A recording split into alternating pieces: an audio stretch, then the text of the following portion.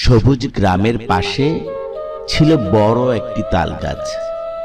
সেই গাছের ডালে থাকতো ছোট্ট একজোড়া বাবুই পাখি।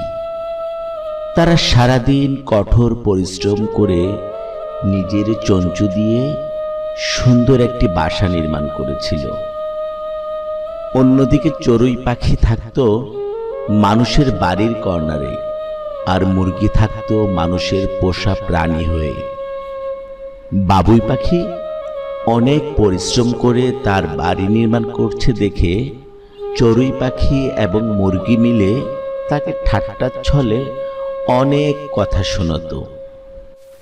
এত কষ্ট করার কি দরকার? আমরা তো দিব্যি আছি। হ্যাঁ, সারাদিন শুধু কাজ আর কাজ, একটু আরাম করো। শুনো বন্ধুরা, নিজের ঘর নিজে দক্ষতা দিয়ে বানানোর আনন্দই আলাদা।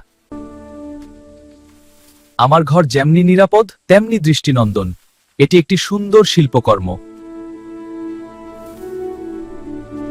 কিছুদিন পর একদিন প্রচণ্ড ঝড় এলো। চড়ুই পাখির আশ্রয় উড়ে গেল, মুরগির বাসাও ভেঙে গেল।